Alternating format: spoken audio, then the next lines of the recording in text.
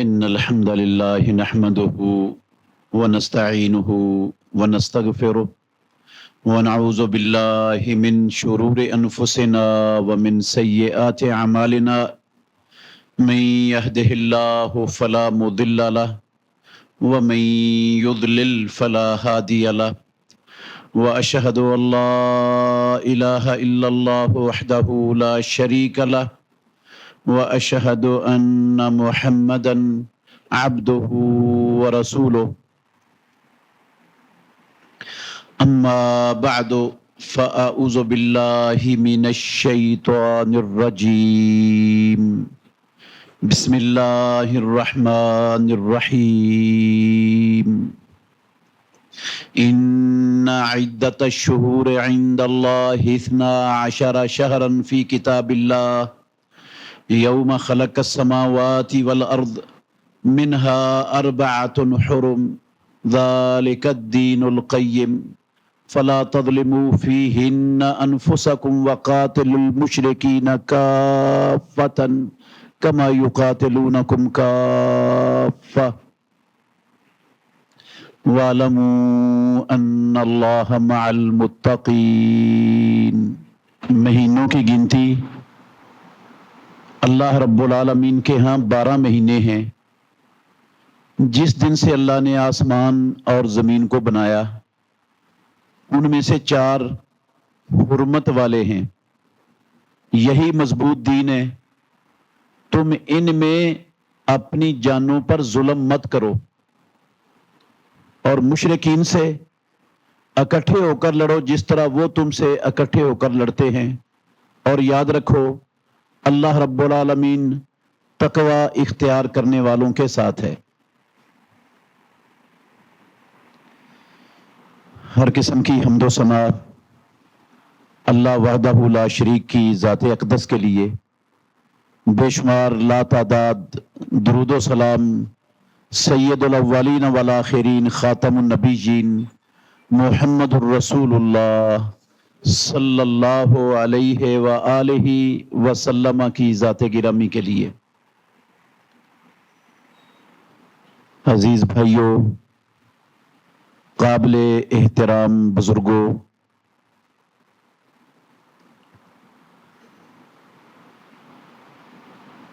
اسلامی سال کا پہلا مہینہ اس وقت ہم پر سایہ فغن ہے۔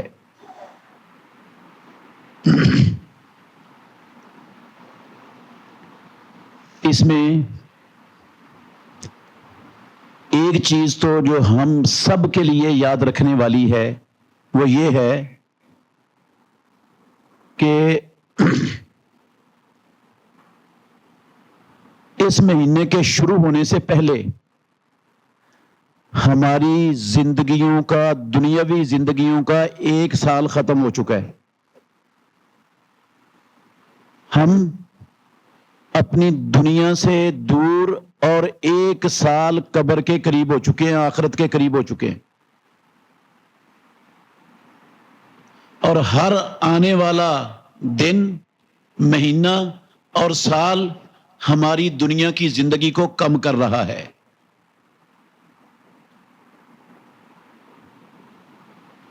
ایک دن یہ دنیا کی زندگی ختم ہو جانی، نہ ہم سے پہلے کوئی یہاں دنیا میں رہا ہے اور نہ ہم میں سے کسی نے رہنا ہے۔ جو سال ہماری زندگیوں کا گزر گیا، کم ہو گیا، ہمیں اپنا احتساب کرنا چاہیے کہ میں نے اس سال میں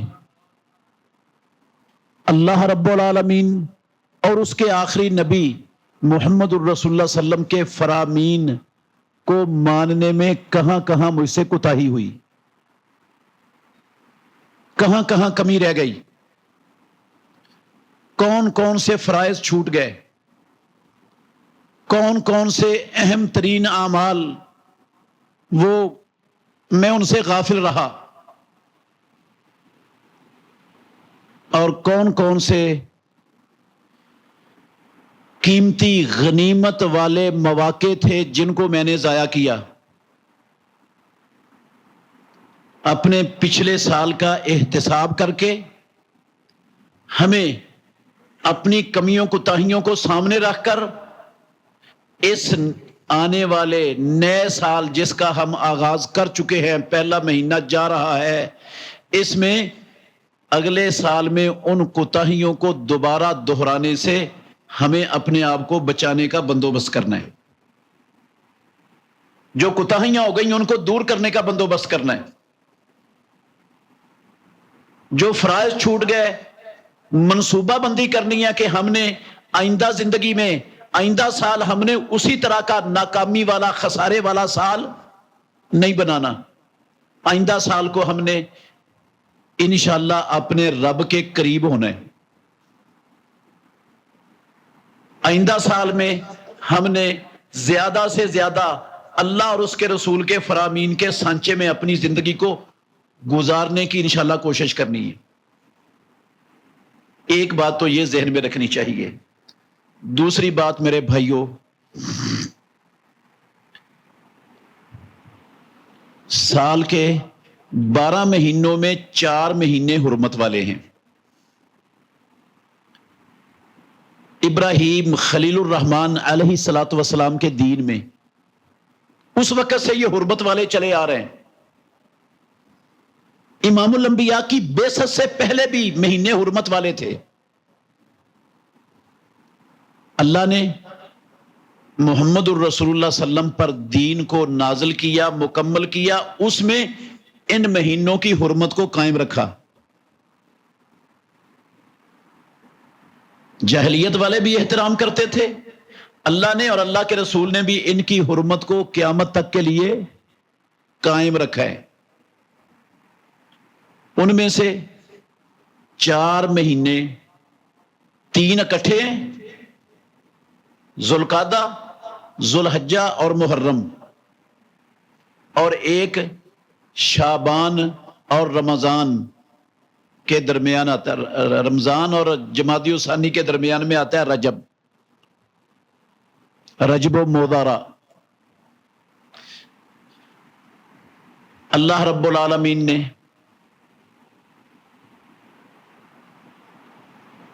یہ پہلے دن سے زمینوں آسمانوں کی پیدائش سے ہی ان کو حرمت والے بنایا ہے. ان کی حرمت کا تعلق دنیا کے کسی واقعہ کے ساتھ نہیں ہے، کسی کی پیدائش کے ساتھ نہیں ہے، کسی کی شہادت کے ساتھ نہیں ہے، کسی دنیا کی کسی چیز کے ساتھ نہیں ہے. ان کی حرمت کا تعلق اللہ رب العالمین کی ذات کے ساتھ ہے. اس نے پہلے دن سے ان کو حرمت والا بنایا ہوا ہے.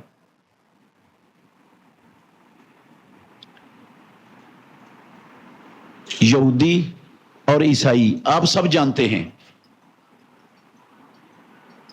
وہ اللہ رب العالمین کے دین میں تحریف کرتے تھے، کتابوں کو بھی بدلتے تھے، اپنے پاس سے لکھتے تھے اور کہتے تھے یہ اللہ کا حکم ہے، اللہ کا دین ہے.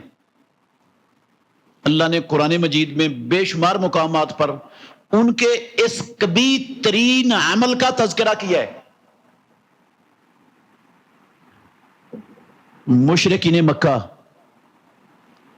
رسول اللہ صلی اللہ علیہ وسلم کے دور کے مشرکین، وہ بھی تحریف کرنے میں اہل کتاب سے یہود و نصارہ سے پیچھے نہیں تھے. ان 12 مہینوں میں جن کو 4 مہینے پروردگار نے حرمت والے بنایا ہے نا، مانتے تھے 4 مہینے حرمت والے، لیکن وہ حرمت والے 4 مہینے اپنی مرضی سے بناتے تھے، تحریف کر لیتے تھے.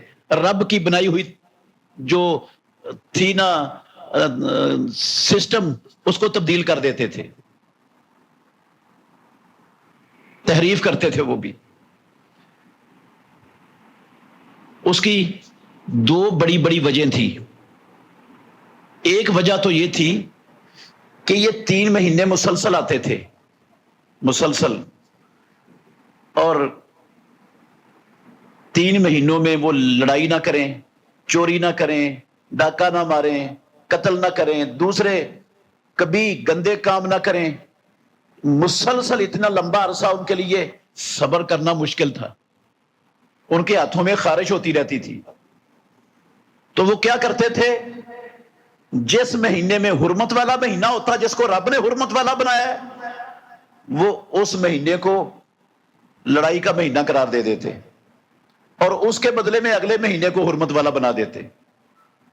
اپنی مرضی سے جس کو چاہتے حرمت والا بنا دیتے، 4 پورے کرتے تھے، لیکن اپنی مرضی سے بناتے تھے حرمت والا، اور حرمت والوں کو دوسرے بنا دیتے، دوسروں کو حرمت والا بنا دیتے.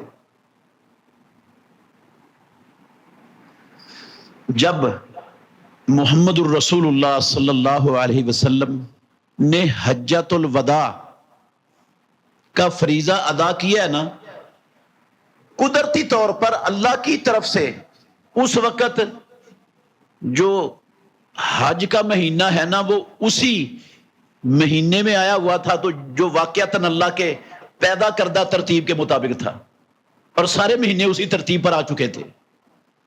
پہلے گڑبڑ ہوتی رہتی تھی، ذوالحجہ کسی مہینے میں چلا جاتا، رمضان کسی مہینے میں ہوتا، اور فلاں کسی مہینے میں ہوتا. وہ ان کے گڑبڑ کرنے کی وجہ سے گڑبڑ تھا. لیکن رسول مکرم کے حجۃ الوداع کے موقع پر قدرتی طور پر کوئی اس میں یہودیوں کا یا عیسائیوں کا یا مشرکین مکہ کا کوئی عمل دخل نہیں تھا. قدرتی طور پر وہ اسی ترتیب پر آ گئے جس ترتیب پر پروردگار نے ان کو پیدا کیا تھا. اور اس وقت سے لے کر آج تک میرے محترم بھائیوں، حج کا فریضہ وہ ذوالحجہ کے اصلی اور حقیقی مہینے میں ادا ہو رہا ہے. رمضان کے روزے وہ اللہ کے اصلی رمضان کے مہینے میں رکھے جا رہے ہیں. اس وقت کی یہ ترتیب محمد الرسول اللہ صلی اللہ علیہ وسلم کے حجۃ الوداع سے وہ محفوظ ہو چکی ہے امت میں اور چل رہی ہے. اللہ رب العالمین نے خاص طور پر اس مہینے میں اپنی جانوں پر ظلم کرنے سے منع کیا ہے. فلا تظلموا فیہن انفسکم، اللہ نے کہا ان میں اپنی جانوں پر ظلم نہیں کرنا. اس کا کیا مطلب ہے میرے بھائیوں، کہ ان میں ظلم نہیں کرنا، باقی 8 مہینوں میں ظلم کی اجازت ہے؟ ظلم تو ہمیشہ حرام ہے. تو ان میں اللہ نے کیوں کہا فلا تظلموا فیہن انفسکم؟ تم اپنے، او مسلمانوں، قرآن پڑھنے والوں، اپنی جانوں پر ان مہینوں میں خاص طور پر ظلم مت کرنا. اس لیے میرے بھائیوں کہا ہے کہ حرمت والے مہینوں میں ظلم کرنا عام مہینوں کی اندر ظلم کرنے کی بنسبت زیادہ سنگین اور بڑا گناہ ہے.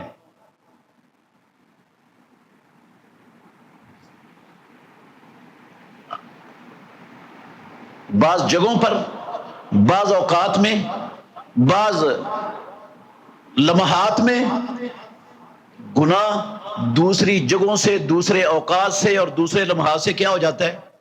بڑا ہو جاتا ہے. نیکی بھی بڑی ہو جاتی ہے اور گناہ بھی بڑا ہو جاتا ہے. تھوڑا سا آپ نے غور کرنا ہے. اللہ رب العالمین نے بیت اللہ میں، مکہ المکرمہ میں، حرم مکی میں ظلم کرنے والے، الحاد کرنے والوں کے بارے میں کیا کہا؟ جو مکہ مکرمہ میں ظلم کا ارادہ کرے گا نا، ارادہ، ہم اس کو دردناک عذاب چکھائیں گے. کیا کرنے پر؟ دنیا کی کوئی جگہ ایسی نہیں ہے جہاں ارادہ کرنے پر دردناک عذاب کی وعید ہو. ارادے پر اللہ پکڑ نہیں کرتا، لیکن مکہ مکرمہ میں، حرم مکی میں اگر ظلم کا ارادہ بھی کرو گے تو رب دردناک عذاب سے دوچار کر دے گا. کیونکہ وہ جگہ مقدس ہے، وہاں اس جگہ پر ظلم کرنا تو بہت بڑی بات ہے، ظلم کا ارادہ کرنے کی بھی گنجائش نہیں ہے، اس پر بھی پکڑ ہے. ایسے ہی اللہ رب العالمین نے ان مہینوں میں خاص طور پر ایمان والوں کو اپنی جانوں پر ظلم کرنے سے منع فرمایا ہے. مگر میرے بھائیوں، میں بڑے دکھ سے یہ بات کہنا چاہتا ہوں، آپ اگر توجہ سے سنتے رہو گے نا، نفع انشاءاللہ آپ کو اللہ بڑھا دے گا. میں کچی بات کوئی نہیں کر کے جاؤں گا، بغیر دلیل کے بھی انشاءاللہ کوئی بات کہہ کر نہیں جاؤں گا. آپ کے علم میں انشاءاللہ اضافہ ہوگا انشاءاللہ الرحمن. دکھ سے میں یہ بات کہہ رہا ہوں کہ 2 ارب کلمہ پڑھنے والے مومن مسلمان کہلانے والے وہ سال کے باقی 8 مہینے تو کیا، ان مہینوں میں بھی ایک ذرہ برابر ظلم سے باز نہیں آتے. مشرکین مکہ جو بے دین تھے، مشرک تھے، نہیں مانتے تھے اللہ کو، قرآن کو، نبی کو، وہ ان مہینوں میں ظلم نہیں کرتے تھے. لیکن 2 ارب مسلمانوں میں ایک ذرہ فرق نہیں پڑتا حرمت والے مہینوں میں اور باقی مہینوں کے اندر اپنی جانوں پر اور دوسروں پر ظلم کرنے میں ایک ذرہ فرق نہیں پڑتا.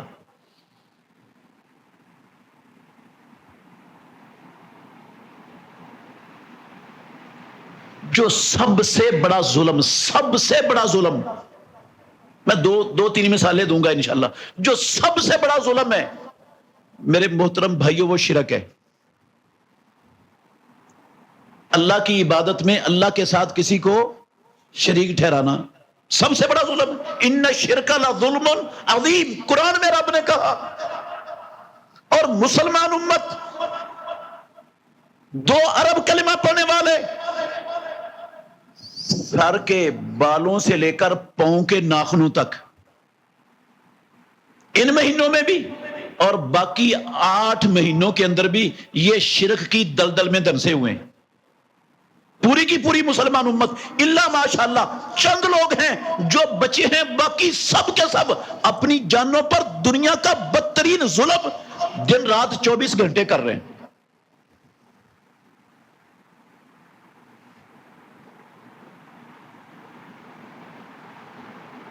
میرے بھائیوں، اللہ اکبر، کسی چیز کو حلال کرنا یا کسی چیز کو حرام کرنا یہ اختیار ہے صرف اللہ رب العالمین کا. ایسا ہی ہے نا؟ اللہ نے یہ اختیار اپنے آخری نبی محمد الرسول اللہ صلی اللہ علیہ وسلم کو بھی نہیں دیا.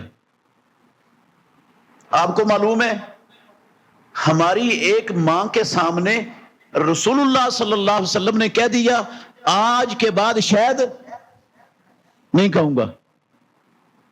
اللہ نے قرآن اتار دیا یا ایھا النبی لما تحرم ما احل اللہ لک، اے نبی محمد صلی اللہ علیہ وسلم آپ کیوں حرام کرتے ہو اس چیز کو جس کو اللہ نے آپ کے لیے حلال کیا ہے؟ آپ کیوں حرام کرتے ہو؟ آپ رسول اللہ ہو، آپ خاتم النبیین ہو، آپ اللہ کی مخلوق میں سب سے زیادہ عزت و عظمتوں والے ہو، آپ اللہ نہیں ہو. یہ کام حلال اور حرام کرنا یہ اللہ کا کام ہے. آپ رسول اللہ ہو، اللہ نہیں ہو. آپ قد فرض اللہ لکم تحلۃ ایمانکم، اللہ نے آپ پر فرض کر دیا، قسم توڑو، کفارہ دو اس قسم کا. کیوں کہا کہ آج کے بعد شاید نہیں کہنا؟ توڑی قسم، رسول اللہ صلی اللہ علیہ وسلم نے کفارہ دیا، کھایا شاید. بتانے کا مقصد صرف اتنا ہے کہ حلال و حرام کا اختیار اللہ نے محمد الرسول اللہ صلی اللہ علیہ وسلم کو بھی نہیں دیا. تو مجھے مل جائے گا، آپ کو ملے گا.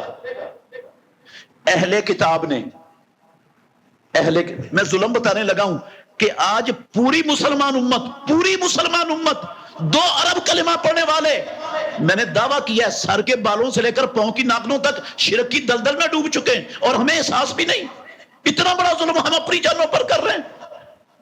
غور کرنا میرے بھائیوں، اہل کتاب نے یہ اختیار جو صرف اللہ کا تھا اپنے علماء کو اور اپنے درویشوں کو دیا تھا. سورہ توبہ کی 31 نمبر آیت کے چند لفظ صرف پڑھ رہا ہوں. اللہ نے کہا اتخذوا احبارہم ورہبانہم اربابا من دون اللہ، انہوں نے اپنے علماء کو اور اپنے درویشوں کو اللہ کے سوا رب بنا لیا تھا.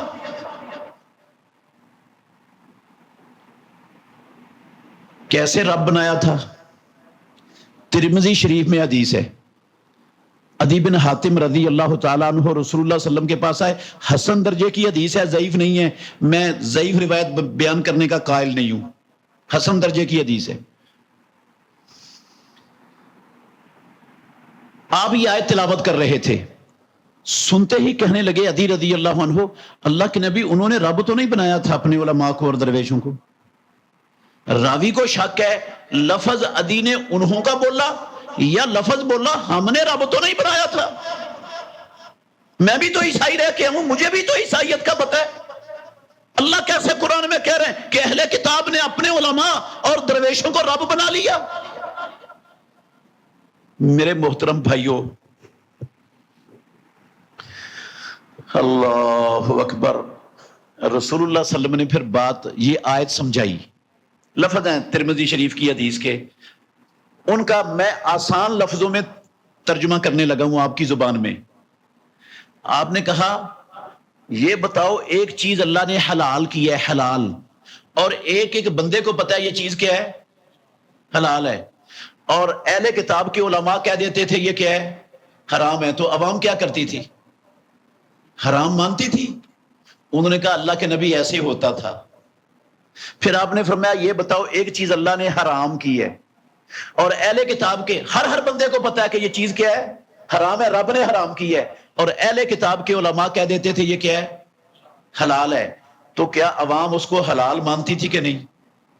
عدی کہتے ہیں اللہ کے نبی ایسا ہوتا تھا۔ رسول اللہ صلی اللہ علیہ وسلم نے فرمایا فَتِلْكَ عِبَادَتُهُمْ، عدی یہی ان علماء اور درویشوں کی عبادت ہے، اسی کا نام ہے عبادت ان کی۔ اور عبادت کس کی ہوتی ہے؟ اللہ کی، رب کی۔ تو کیا بن گئے؟ رب بن گیا کہ نہیں؟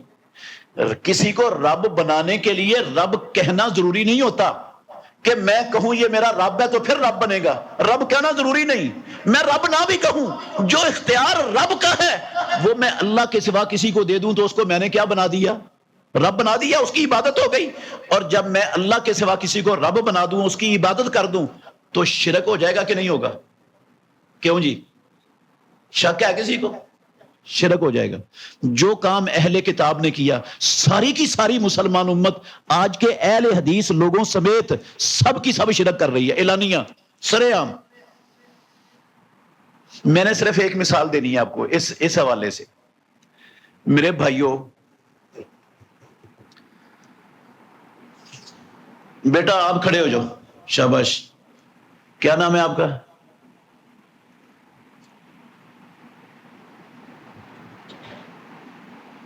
کیا نام ہے؟ حمزہ۔ بیٹا میں نے آپ سے ایک سوال پوچھنا ہے، آپ نے جواب دینا ہے، ٹھیک ہے؟ سود حلال ہے یا حرام؟ بچے کا جواب سنا ہے؟ ہاں سنا ہے جواب؟ بچے نے کہا حرام، شاباش بیٹا، شاباش۔ بچے نے کہا حرام ہے۔ آپ سے میرا سوال ہے، بیٹھ جاؤ، آپ سے میرا سوال ہے، دیانتداری سے بتائیے گا، اس بچے نے میرے سوال کا جواب سوچ کر دیا یا بغیر سوچے دیا ہے؟ بغیر سوچے دیا، اس کو سوچنا نہیں پڑا، سوچنا نہیں پڑا کہ حلال ہے یا حرام ہے، میں کیا جواب دوں، بغیر سوچے فوراً اس نے کہہ دیا حرام ہے۔ میں نے اس بچے کو کیوں کھڑا کیا ہے؟ میں نہیں جانتا اس بچے کو، یہ معصوم بچہ ہے مسلمانوں کا چھوٹا سا، یہ اس سوال کا جواب بغیر سوچے دے سکتا ہے کہ سود حلال ہے یا؟ اس بچے کو پتا ہے حرام ہے۔ مجھے پاکستان میں کوئی ایسا بڑا دکھا سکتے ہو جس کو نہ پتا ہو کہ یہ حرام ہے؟ کیوں جی؟ یہ معصوم بچہ جانتا ہے حرام ہے، کوئی بڑا ایسا ہوگا جس کو نہ پتا ہو کہ حرام ہے؟ آج ساری کی ساری مسلمان امت نے سود کو حلال مان لی ہے۔ حرام کس نے کیا، میں نے یا آپ نے؟ اللہ نے حرام کیا ہے، اور مسلمان امت نے کیا مان لی ہے؟ حلال۔ ساری مسلمان امت حلال مان کے بیٹھی ہے سود کو۔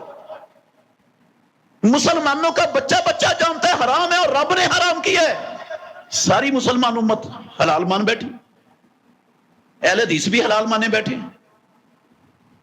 میں دو تین چیزیں صرف چھوٹی چھوٹی آپ کے سامنے رکھتا ہوں، یہ ایک مثال ہے۔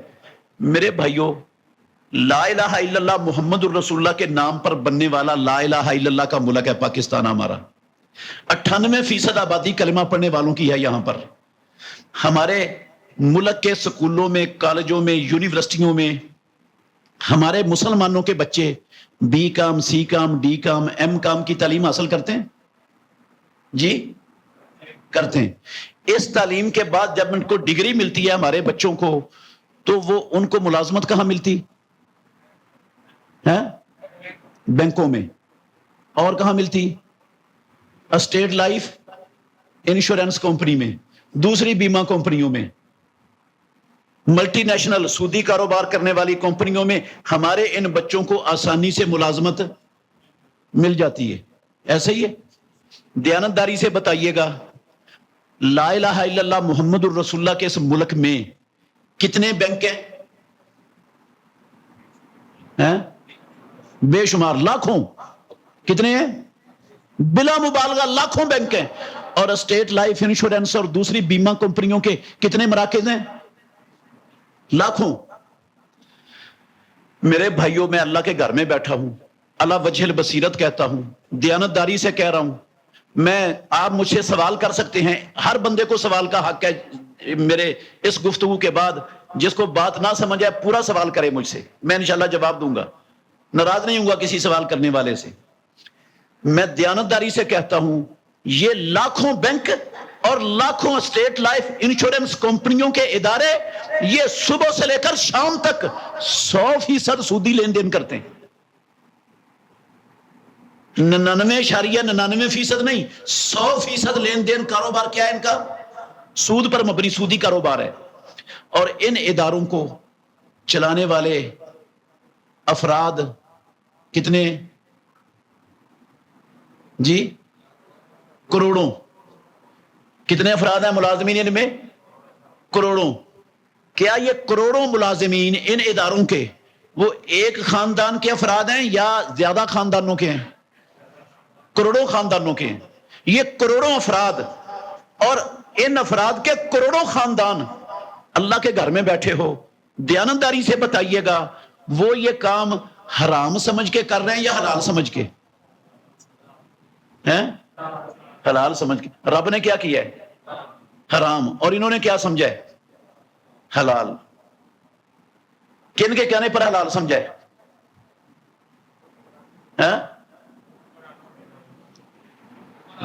مولویوں کے. کن کے کہنے پر حلال سمجھا ہے؟ علماء کے، مفتیوں کے، مولویوں کے کہنے پر. اللہ کی قسم حلال سمجھ لیا. رب نے حرام کیا، ہم نے حلال. ساری قوم حلال مان بیٹھی. کروڑوں افراد کلمہ پڑھنے والے 5 وقت کے نمازی اہل حدیث، میں آپ کو دکھاتا ہوں پاکستان میں ان کے بچے اسٹیٹ لائف انشورنس کمپنی میں ملازمت کر رہے ہیں. اور یہ بچے میرے محترم بھائیوں ہمارے پاس اپنی کمپنی کی دعوت لے کر آتے ہیں. آتے ہیں کہ نہیں؟ کیا دعوت دیتے ہیں آ کر؟ وہ دعوت دیتے ہیں. میں تھوڑا سا نمونہ پیش کروں گا، مجھ سے اچھی آپ ان کی دعوت جانتے ہیں کیونکہ آپ کے پاس آتے رہتے ہیں، ہم سنتے رہتے ہیں. میرے بھائیوں وہ کہتے ہیں، بھائی زندگی کوئی قابل بھروسہ چیز. آج کل ہارٹ اٹیک بہت زیادہ ہو رہے ہیں، اور آج کل روڈ ایکسیڈنٹ بھی بڑے ہو رہے ہیں. اللہ نہ کرے آپ کو آج ہارٹ اٹیک ہو جائے یا آپ کا روڈ ایکسیڈنٹ ہو جائے. آپ کے گھر میں آپ کے چھوٹے چھوٹے معصوم بچے ہیں، آپ کی بیوی ہے، آپ نے ان کے مستقبل کا کیا سوچا ہے؟ آپ اگر ایکسپائر ہو گئے روڈ ایکسیڈنٹ میں، ہارٹ اٹیک میں، تو آپ کے خاندان کے بڑے افراد وہ تو قبضہ کر لیں گے آپ کی جائیداد پر. آپ کے بچے در در کی ٹھوکریں کھائیں گے، بیوی آپ کی در در دھکے کھاتی پھرے گی. آپ نے سوچا کیا اس کا مستقبل؟ میں دیانتداری سے کہتا ہوں، یہ تھوڑا سا نمونہ چند لفظ میں نے سنایا ان کے. مسلمانوں کے بچے ہیں، وہ ہندوؤں، یہودیوں، عیسائیوں، کمیونسٹوں، بدھ متوں کے. اللہ کی قسم نہیں ہے، کلمہ پڑھنے والوں کے بچے ہیں. اکثر عوام ہماری کلمہ پڑھنے والی نمازی اہل حدیث بھی وہ یہ سمجھتی ہے یہ نوجوان تو بڑا ہمارا خیر خواہ ہے، اس کو ہمارے بچوں کے مستقبل کی بڑی فکر ہے. کہتے ہیں بھائی آپ کیا کہنا چاہتے ہو؟ کہتا میں یہ کہنا چاہتا ہوں آپ ہماری کمپنی میں رجسٹرڈ ہو جائیں. رجسٹرڈ ہونے کے لیے آپ کو قسط دینی پڑے گی. آپ اگر ایکسپائر ہو جائے آپ کے بیوی بچوں کی کفالت ہمارا ادارہ کرے گا.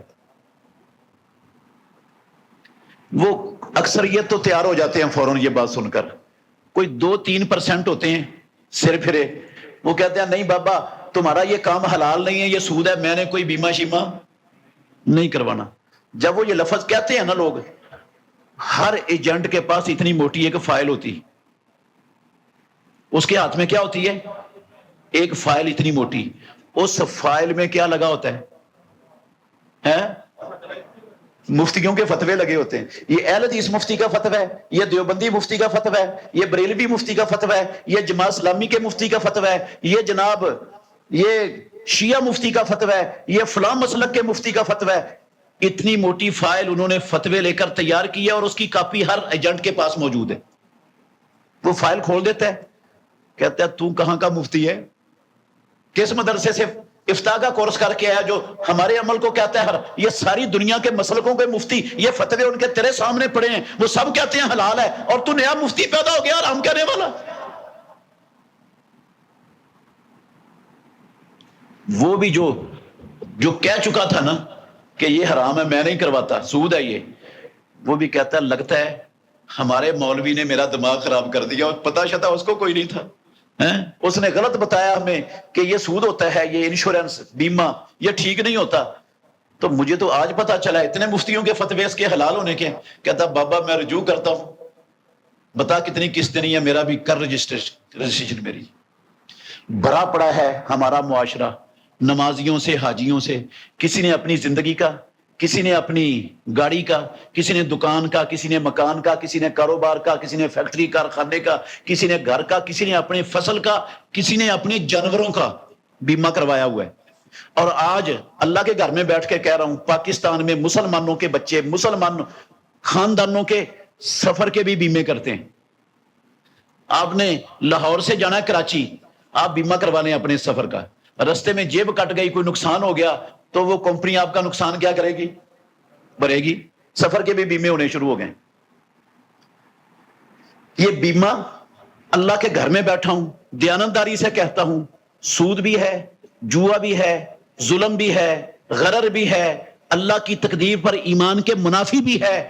اس میں 7 بڑی بڑی خرابی ہیں. کتنی؟ 7. اگر آپ نے یہ 7 کی 7 جاننی ہے, ایک چھوٹا سا پمفلٹ ہے اتنا سا, کوئی 40-50 صفحوں کا ہے, چھوٹا سا, بڑا کمال ہے. مولانا عطا اللہ حنیف بوجیانی رحمت اللہ علیہ ان کا ہے یہ. اس میں مولانا ثناء اللہ امرسری رحمت اللہ علیہ کا 1.5 صفحے کا مضمون بھی ہے. اس میں مصر کے ایک ڈاکٹر ہیں ابو زہرہ, ان کے مضمون کا ترجمہ بھی ہے. اور یہ سارا کچھ مل کر 50 صفحوں کے قریب ہے. یہ دارالدعوہ سلفیہ شیش محل روڈ کا یہ چھپا ہوا ہے, انشورنس کی شرعی حیثیت کے نام سے. انشورنس کی ہر مسلمان کے گھر میں ہونا چاہیے یہ پمفلٹ, ہر مسلمان کو پڑھنا چاہیے. 7 بڑی بڑی خرابی ہیں. ان خرابیوں میں سے ایک خرابی میرے محترم بھائیوں جس کاروبار کے اندر آ جائے وہ حرام ہو جاتا ہے. بیمے کے اندر وہ 7 کی 7 بیک وقت موجود ہیں. اور جتنے کروڑوں افراد ہمارے معاشرے میں مختلف بیموں کے اندر پھنسے ہوئے ہیں, وہ حلال سمجھ کے کروائے بیٹھے ہیں یا حرام سمجھ کے. رب نے کیا کیا تھا؟ حرام, اور انہوں نے کیا سمجھ لیا؟ میرے محترم بھائیوں, ہمارے نوجوان بچے اس وقت, اب تھوڑا سا غور کرنا, دشمن نے کتنی بڑی چال چلی ہے ہمارے خلاف, ہمیں نہیں پتا چلنے دیا. ہمارے بچے سکولوں کالجوں کے پڑھے ہوئے, وہ اس وقت ٹریڈنگ کے نام پر ایک کاروبار کر رہے ہیں آن لائن. کس نام پر؟ ٹریڈنگ کے نام پر. مجھے پیدا کرنے والے کی قسم ہے, الف سے لے کر یہ تک 100% سودی کاروبار ہے یہ ٹریڈنگ. جو ہمارے بچے اہل حدیثوں کے بچے بھی کر رہے ہیں, 5 وقت کے نمازیوں کے بچے بھی کر رہے ہیں, جو جدی پشتی اہل حدیث ہے ان کے بچے کر رہے ہیں. یہ میں ایسے ممبر و محراب کے وارثوں کو بھی جانتا ہوں, ان کے بچے بھی یہ کاروبار کر رہے ہیں. کمپیوٹر رکھا ہوا ہے گھر میں، بیٹھے ہوئے کمپیوٹر کھول کر کیا ہو رہا ہے جی؟ ہمارا بچہ آن لائن ٹریڈنگ کر رہا ہے۔ یہ ٹریڈنگ کیا ہوتی ہے؟ آن لائن کس کو کہتے ہیں؟ آپ ان بچوں سے پوچھو گے، مجھ سے اچھا تعارف کروائیں گے۔ میں تھوڑا سا تعارف کروانے لگا ہوں آپ کو، معمولی سا بات سمجھانے کے لیے۔ میرے بھائیوں، ہمارے یہ بچے کسی ویب سائٹ پر اپنے نام کا اکاؤنٹ کھولتے ہیں، اکاؤنٹ کھل گیا، پھر اس میں پیسے رکھنے پڑتے ہیں ڈالروں کی شکل میں۔ وہ آپ 150 رکھ دیں، 200 رکھ دیں، 300 رکھ دیں، 400 رکھ دیں، 500 رکھ دیں۔ جتنے ڈالر زیادہ ہوں گے اتنے وسیع پیمانے پر آپ کو عالمی منڈی میں کاروبار کرنے کی اجازت حاصل ہو جائے گی۔ آپ کا اکاؤنٹ بھی کھل گیا، پیسے بھی جمع، ڈالر بھی جمع ہو گئے۔ اب ہمارے بچے کے کمپیوٹر کی سکرین پر عالمی منڈی کی ہر چیز کے ریٹ کی لسٹ چلنا شروع ہو جاتی ہے۔ ہر چیز کے ریٹ کی لسٹ چل رہی ہے، اور عالمی منڈی میں آپ کو پتا ہے ہر وقت ہر چیز کا ریٹ اوپر نیچے ہوتا رہتا ہے۔ جب چیز کا ریٹ نیچے آتا ہے نا، بچے دیکھ رہے ہیں کمپیوٹر پر بیٹھے ہیں، اس کو بائی کر لیتے ہیں۔ اس کو ان کی زبان میں کیا کہتے ہیں؟ بائی کرنا۔ اس کو بائی کر لیتے ہیں، بائی ہو گئی۔ اب 10 منٹ بعد اس کا ریٹ بڑھ گیا عالمی منڈی میں، یا 10 گھنٹے بعد بڑھ گیا، یا اگلے دن بڑھ گیا، یا ہفتے بعد بڑھ گیا، اس کو اس نے کیا کر دینا ہے؟ سیل۔ اس کا نام ہے ٹریڈنگ۔ اس کا نام کیا ہے؟ اور وہ چیزیں کیا خریدتے ہیں وہاں پر؟ Crypto currency. کس کا کاروبار ہوتا ہے؟ کرپٹو کا، بٹ کوین کا، ڈالر کا، پاؤنڈ کا، یورو کا، گولڈ کا، سلور کا، ڈیزل کا، پٹرول کا، مختلف جنسوں کا ان کا کاروبار ہو رہا ہوتا ہے۔ ہمارا بچہ کرپٹو کرنسی خریدتا ہے، ڈالر خریدتا ہے، پاؤنڈ خریدتا ہے، یورو خریدتا ہے، ڈیزل خریدتا ہے، پٹرول خریدتا ہے، چاندی خریدتا ہے، سونا خریدتا ہے، جو بھی خریدتا ہے خرید لیا اس نے۔ اللہ کے گھر میں بیٹھے ہو، مجھے دیانتداری سے بتائیے گا، جو چیز اس نے خریدی ہے، جہاں سے خریدی ہے وہاں سے اٹھا کر وہ اپنے پاس لایا ہے؟ منتقل کیا اس نے؟ چلو منتقل نہیں کی، اس نے دیکھی ہے کہ کہاں پڑی ہے؟ اس نے دیکھی بھی نہیں۔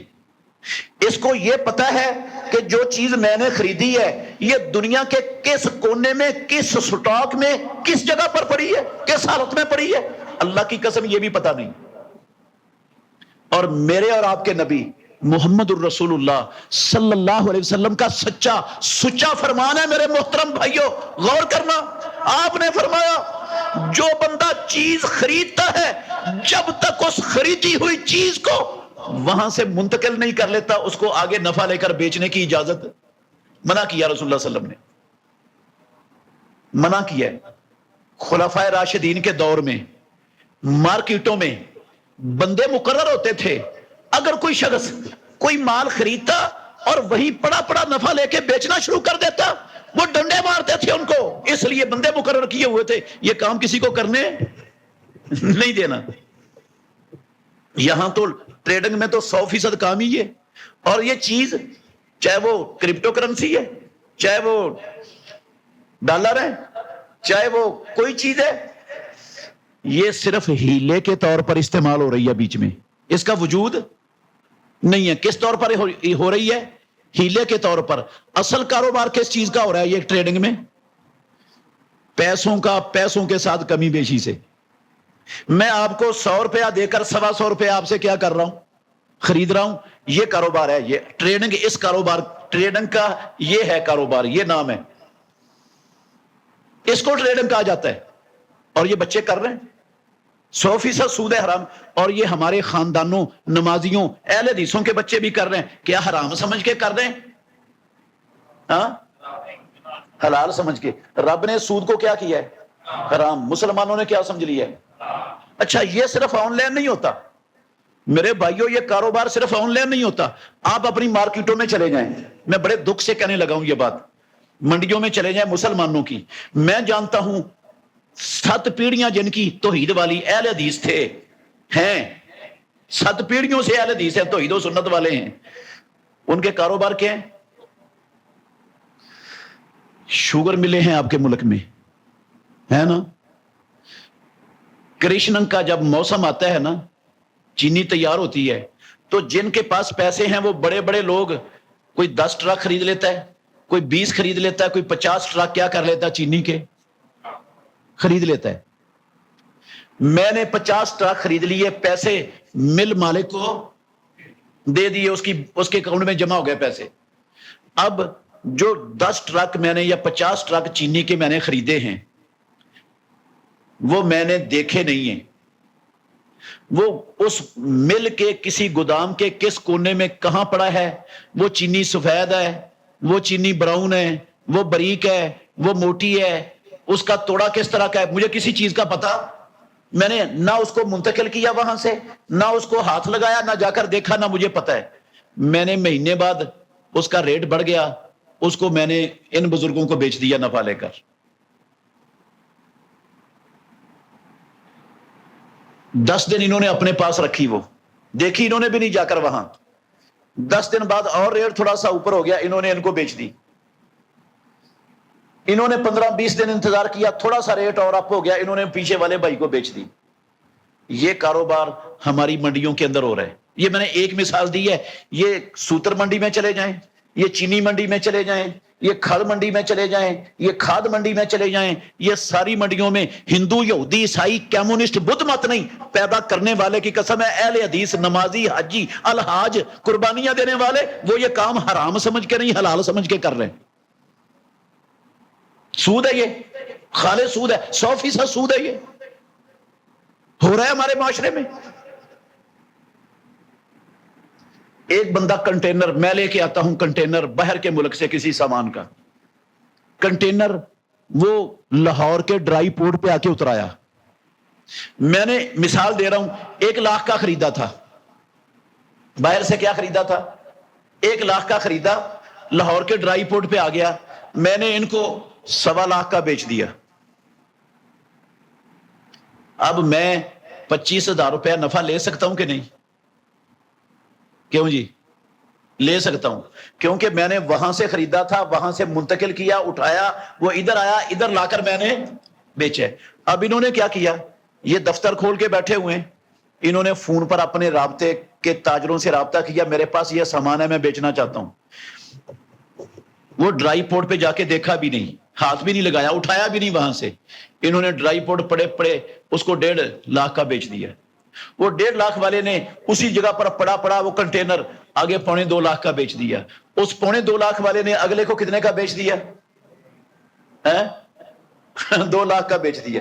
یہ سب نے خنزیر کھایا ہے، سب نے کیا کھایا ہے؟ یہ سود ہے، یہ پیسوں کے ساتھ کاروبار ہوا ہے۔ اللہ کی قسم وہ کنٹینر صرف ہیلے کے طور پر استعمال ہوا ہے، یہ کاروبار نہیں ہے۔ منع فرمایا مدینے والے امام محمد الرسول اللہ نے اس سے، لیکن ہم حلال سمجھ کے کر رہے ہیں مسلمان۔ بات لمبی نہ ہو جائے، آپ کی مارکیٹوں میں، آپ کے علاقوں میں، محلوں میں، آبادیوں میں بولی والی کمیٹیاں ڈالتے ہیں لوگ، ہندو ڈالتے ہیں کہ سکھ ہیں؟ مسلمان ڈالتے ہیں بولی والی کمیٹیاں، اور یہ لکی کمیٹیاں بھی ڈالتے ہیں، موٹر سائیکل کمیٹیاں بھی ہوتی ہیں۔ ہاں، جس کا موٹر سائیکل نکل آیا وہ 2000 میں فارغ موٹر سائیکل لے کر، ہوتی ہیں یہ کمیٹیاں، مسلمانوں میں ہوتی ہیں۔ یہ جو ساری کمیٹیاں، یہ حلال، یہ لکی کمیٹی ہے، یہ بولی والی کمیٹی ہے، یہ جناب یہ موٹر سائیکل کمیٹی، یہ ساری کمیٹیاں ڈالنے والے حلال سمجھ کے یہ کام کر رہے ہیں یا حرام سمجھ کے؟ یہ سود ہے، یہ جوا ہے، سود اور جوئے دونوں چیزوں کا مرکب ہے یہ کمیٹیاں، اور سارے مسلمانوں نے حلال سمجھا ہوا ہے۔ میرے بھائیو، چیز تھی اللہ نے حرام کی اور ہم نے کیا سمجھ لی؟ حلال۔ دیانتداری سے بتائیے شرک ہو گیا کہ نہیں ہو گیا؟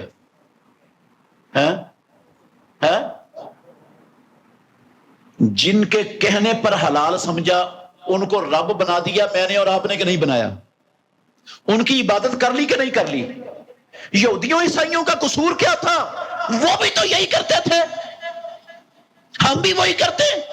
وہ کریں تو وہ یہودی، عیسائی، کافر، مشرک، ہم کریں تو اہل حدیث، اہل سنت، عاشقان، غلامان، صدقے باری، قربان۔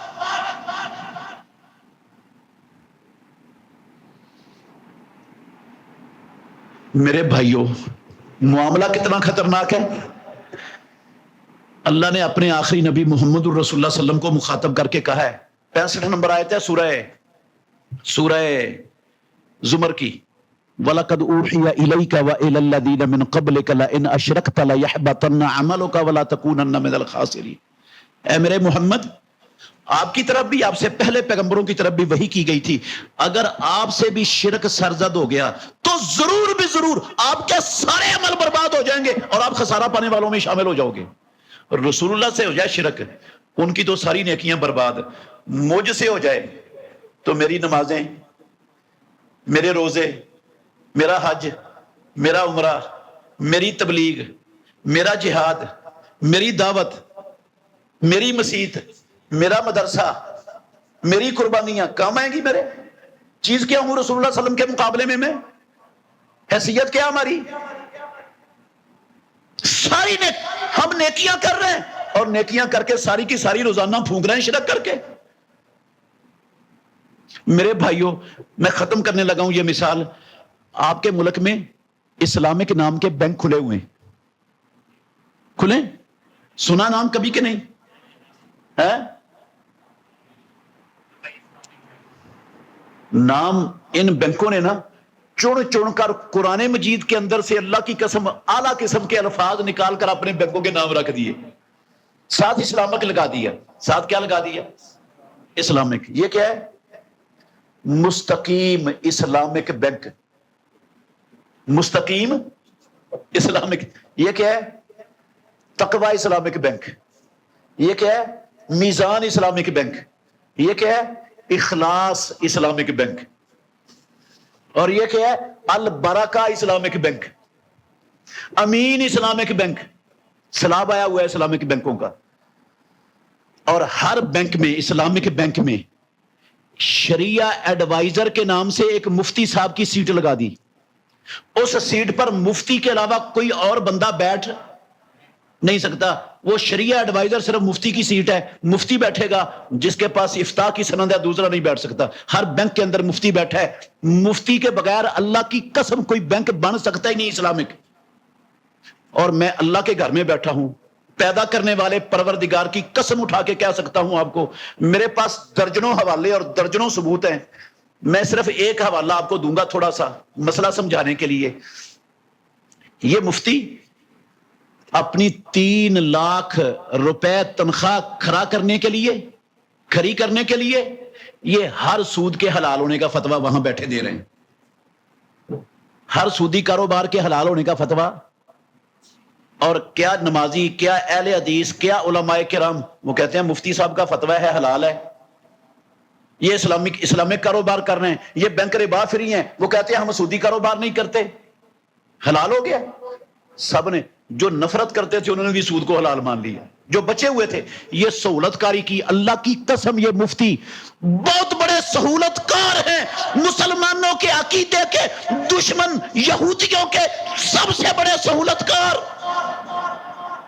جو نہیں بھی آنا چاہتا تھا اس کو بھی شرک میں ڈالنا، اپنے تنخواہ کے چکر میں اس کو بھی شرک میں ڈالنا انہوں نے ٹھیکہ لے لیے. اور کاروبار ان کا کوئی ربا فری نہیں. پیدا کرنے والے کی قسم ہے کوئی اسلامی نہیں. سب دجل ہے، فراڈ ہے. وہ ہفتے والے دن مچھلیاں پکڑنے والوں کا ہیلا ان بدبختوں نے کیا ہے. 100% ہیلا کیا ہے، حرام کو حلال. ایک مثال صرف دینے لگا ہوں. میرے پاس نا ایک بندہ آیا، جمعہ پڑھتا تھا میرے پیچھے، کبھی کبھی آتا تھا، مستقل نہیں. ایک دن اس کا فون آیا مجھے، میں نہیں جانتا تھا اسے کیا ہے. یہ کہتا ہے میں چارٹرڈ اکاؤنٹنٹ ہوں، میں نے سب سے اچھے نمبروں میں یہ تعلیم حاصل کی ہے، کلاس میں ٹاپر تھا. میں بینکوں میں ملازمت کو حرام سمجھتا ہوں، یہ صحیح نہیں ہے، سودی کاروبار ہے. لیکن مجھے اب اسلامک بینک والے میرے پاس آئے ہیں، ان کو میرا کوئی پتہ چلا ہے، تو وہ کہتے ہیں آپ ہماری بینک میں کاروبار کریں، ہم اسلامک بینک ہے، ربا فری ہیں، ہم سودی کاروبار نہیں کرتے. تو مجھ سے پوچھتا ہے کہ میں اس بینک میں جاب کر لوں. میں نے کہا نا بھائی جان، کوئی بینک اسلامی نہیں، یہ سب دجل ہے، فراڈ ہے. بینک ہو ایک موٹی سی بات یاد رکھیں، میں انشاءاللہ ان کا سارا کچا چٹھا پڑا ہوا ہے، میں آپ کو دسیوں دلیلوں سے سمجھا سکتا ہوں یہ لفظ کہ بینک ہو اور اسلامی ہو یہ ممکن نہیں، ہو نہیں سکتا، یہ سمجھا سکتا ہوں، لیکن سمجھانا شروع کروں گا بات لمبی ہو جائے گی، میں کچھ اور بھی آپ کو بتانا چاہتا ہوں۔ میرے بھائیوں، اللہ اکبر، میں نے کہا نہ کرنا، میں نے اس کو تھوڑی سی، اس نے وجہ پوچھی، میں نے تھوڑی سی وضاحت کی، پڑھا لکھا وہ پہلے ہی تھا، فوراً سمجھ آ گئی، کہتا آپ نے ٹھیک کہا ہے، مجھے سمجھ آ گئی ہے۔ اس نے نا ان کو انکار کر دیا جو اس کے پاس آئے تھے لوگ، اسلامی بینک والے۔ انہوں نے کہا بھئی آپ کو کیا ہوا؟ کہتا نہیں آپ کا کاروبار شرعی نہیں ہے، ٹھیک نہیں ہے۔ کہتا آپ کو کس نے کہا؟ کہتا میں نے کسی سے مسئلہ پوچھا ہے، اس نے کہا یہ سود ہے۔ کہتے آپ ہماری اس سے ملاقات کروا سکتے ہیں؟ اس نے مجھے فون کیا کہ آپ سے ملاقات کرنا چاہتے ہیں، میں نے کہا ساتھ بسم اللہ ان کو لے آئیں۔ وہ لے آیا، ان کو 2 بندے تھے۔ کہتے آپ نے کہا ہے یہ اسلامی بینک سودی کاروبار کرتے ہیں، میں نے کہا بالکل، اسلامی بینک 100% سودی کاروبار کرتے ہیں، کوئی ان کا کاروبار ربا فری نہیں، سب دجل ہے، جھوٹ ہے، فراڈ ہے۔ کہتے ہیں ہم تو سود کو حرام سمجھتے ہیں، اللہ اور اللہ کے رسول کے خلاف جنگ سمجھتے ہیں، بہت بڑا کبیرہ گناہ سمجھتے ہیں، ہم تو سودی کاروبار نہیں کرتے، ہم تو ربا فری کاروبار کرتے ہیں۔ آپ کیسے کہتے ہیں سودی کاروبار کرتے ہیں؟ میں نے کہا بھائی جان آپ یہ بتائیں، یہ جتنے بینک ہیں پاکستان میں، جب سے پاکستان، آپ کے تو بینک بنے ہیں 80 کی دہائی کے بعد، یہ اسلامک نام کے، جو اس سے پہلے بینک ہیں وہ ان کے پاس نام اسلامی نہیں ہے نا، تمہاری اصطلاح کے مطابق وہ کیا بن گئے؟ غیر اسلامی بینک۔ تمہارے اسلامی ہے اس کا مطلب ہے دوسرے، یہ جو غیر اسلامی بینک ہیں تمہاری اصطلاح کے مطابق وہ لوگوں کو 0 میٹر گاڑی دیتے ہیں؟ کہتا دیتے ہیں۔ میں نے کہا اصل قیمت سے قسطوں پر زیادہ پیسے وصول کرتے ہیں؟ کہتا ایسا ہی ہے۔ میں نے کہا آپ بھی 0 میٹر گاڑی دیتے ہو اپنے کسٹمر کو؟ کہتا ہم بھی دیتے ہیں۔ میں نے کہا آپ بھی زیادہ پیسے وصول کرتے ہو؟ کہتا ہم بھی کرتے ہیں۔ پھر میں نے کہا اچھا یہ بتاؤ، یہ جو غیر اسلامی بینک ہیں تمہاری اصطلاح کے مطابق، یہ یاد رکھنے والی بات ہے میرے بھائیوں، یہ جو غیر اسلامی بینک ہیں یہ لوگوں کو ہاؤس فنانسنگ کے لیے یہ پیسے بھی دیتے ہیں، گھر بنانے کے لیے ہاؤس فنانسنگ کے نام پر؟ کہتا دیتے ہیں۔ میں نے کہا جب واپس لیتے ہیں تو جتنا دیا ہوتا ہے اس سے زیادہ لیتے ہیں؟ کہتا ہاں زیادہ لیتے ہیں۔ میں نے کہا آپ بھی دیتے ہو؟ کہتا ہم بھی دیتے ہیں۔ میں نے کہا آپ بھی زیادہ لیتے ہو؟ کہتا ہم بھی زیادہ لیتے ہیں۔ میں کیا فرق کیا ہے؟ بڑا خوش ہوا، یہ سوال سن کے بڑا خوش ہوا۔ کہتے مفتی صاحب ہمیں پتا تھا آپ نے یہ سوال کرنا ہے، ہمیں یہی سمجھانے آئے ہیں، ہمیں پتا ہے کہ مفتیوں کو پتا شتا نہیں ہوتا، ہم آپ کو یہ سمجھانے آئے ہیں۔ میں نے کہا یار آپ سمجھا دیں گے تو میں آپ کا شکریہ ادا کروں گا، مجھے سمجھ آ جائے۔ میں نے کہا کہتا ان میں اور ہمارے میں کیا ہے فرق ہے؟ میں نے کہا کیا فرق ہے؟ کہتا وہ جو غیر اسلامی بینک لیتے ہیں نا وہ لیتے ہیں انٹرسٹ۔ وہ کیا لیتے ہیں؟ انٹرسٹ۔ اور جو ہم اوپر پیسے لیتے ہیں ہم لیتے ہیں رینٹ۔ وہ انٹرسٹ لیتے ہیں اور ہم کیا لیتے ہیں؟ رینٹ۔ سمجھ آئی کوئی؟ سود کا نام کیا رکھ دیے؟ رینٹ۔ میں نے اس کو کہا بھائی جان آپ رینٹ نہیں لیتے، آپ انٹرسٹ، آپ سود لیتے ہیں۔ اس کو بہت غصہ چڑھا، کہنے لگا بینک آپ چلاتے ہو یا ہم چلاتے ہیں؟ میں نے کہا بھائی جان بینک میں نہیں چلاتا، بینک آپ ہی چلاتے ہو۔ کہتا جب ہم بینک چلاتے ہیں تو ہم کہتے ہیں ہم سود نہیں لیتے، اب چوتھے محلے سے اٹھ کر ہمارے رینٹ کو سود کیسے کہہ رہے ہیں؟ اب کیسے کہہ رہے ہیں سود ہے یہ؟ سنیے گا میرے بھائیوں، میں نے اس کو کہا اللہ، ساتھ ہی کہنے لگا کہتا بینک ہم چلاتے ہیں، ہم کہتے ہیں رینٹ ہے، آپ چوتھے محلے سے اٹھ کر کیسے سود کہتے ہیں؟ اچھا کہتا یہ بتاؤ، یہ جو پاکستان میں ہر جگہ پر رینٹ کار، رینٹ موٹر سائیکل، رینٹ مکان، رینٹ دکان کے دفتر کھول کر مسلمان بیٹھے سب سودی کاروبار کر رہے ہیں، سب حرام کام کر رہے ہیں؟ میں نے کہا نہیں بھائی جان، وہ رینٹ کار، رینٹ موٹر سائیکل، رینٹ مکان، رینٹ دکان کا کاروبار حرام نہیں ہے۔ رسول اللہ صلی اللہ علیہ وسلم کے زمانے میں چیزیں رینٹ پر لی اور دی جاتی تھی، ہوتا تھا، یہ چلتا تھا، یہ سود نہیں ہے۔ کہتا ابھی آپ نے کہا سود نہیں ہے تو آپ ہمارے رینٹ کو سود کیسے کہہ رہے ہیں؟ پھر ہم بھی تو رینٹ لیتے ہیں، ابھی آپ کہتے ہیں رینٹ سود نہیں، اور ہمارے رینٹ کو سود کہہ رہے ہیں۔ میں نے کہا بھائی جان آپ رینٹ نہیں لیتے، آپ لیتے سود ہو، یہ رینٹ ہے ہی نہیں، میں اس کی دلیل دیتا ہوں۔ کہتا دو دلیل۔ میں نے کہا سنیے گا، آپ بھی یہ دلیل یاد رکھیے گا۔ میں نے کہا یہ جو رینٹ کار کا شو روم ہے، میں وہاں جاتا ہوں، جتنی کاریں وہاں رینٹ کار کے شو روم میں کھڑی ہیں، میں جس کار پر ہاتھ رکھوں گا مجھے رینٹ پر ملے گی کہ نہیں؟ کیوں جی ملے گی؟ کتنی دیر کے لیے ملے گی؟ جتنی دیر کے لیے میں چاہوں گا، ایک دن کے لیے بھی مل جائے گی، ہفتے کے لیے بھی مل جائے گی، آدھے گھنٹے کے لیے بھی مل جائے گی۔ میں نے کہا، کہتا مل جائے گی۔ میں نے کہا آپ ایسا کریں، آپ بھی ماشاءاللہ اسلامک بینک ہیں، رینٹ کا کاروبار کرتے ہیں، 0 میٹر گاڑی مجھے رینٹ پر دے دیں، میرے ساتھ رینٹ طے کر لیں، میں آپ کو رینٹ دوں گا اس کا۔ اللہ کی قسم ہے اس کا رگ پھک ہو گیا۔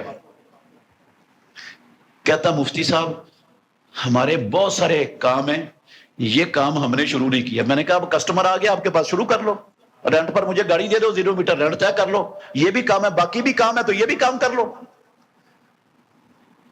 میں نے کہا وہاں سے مجھے ایک دن کے لیے ملتی ہے، آپ 6 مہینے کے لیے دے دیں۔ کہتا 6 مہینے کے لیے نہیں ملے گی۔ میں نے کہا سال کے لیے دے دیں۔ کہتا سال کے لیے بھی نہیں ملے گی۔ میں نے کہا پھر آپ اس کو رینٹ کیوں کہتے ہیں؟ یہ دلیل ہے اس بات کی کہ یہ رینٹ نہیں ہے، تم نے سود کا نام رینٹ رکھا ہے۔ وہ جو بندہ لے کے آیا تھا نا، کہتا مجھے میرے سامنے روزے روشن کی طرح چیز واضح ہو گئی، مجھے ہر شے سمجھ آ گئی ہے، وہ لاجواب ہو گئے۔ یہ ہے دجل، فراڈ۔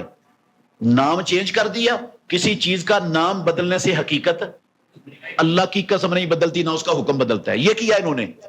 اس طرح کی میرے پاس درجنوں مثالیں ہیں، کبھی وقت ملا تو میں پھر، یہ موضوع میرا نہیں تھا، یہ ایک مثال کے طور پر بیچ میں بات آئی ہے۔ میں بات یہ کر رہا تھا کہ اللہ نے ظلم اپنے بندوں پر حرام کیا ہے، دوسروں پر بھی حرام کیا ہے، اپنی جان پر بھی حرام کیا ہے، اور خاص طور پر حرمت والے مہینوں میں اللہ نے کہا فَلَا تَظْلِمُوا فِيهِنَّ أَنفُسَكُمْ۔ او مسلمانوں، قرآن پڑھنے والوں، ان حرمت والے مہینوں میں اپنی جانوں پر ظلم مت کرو۔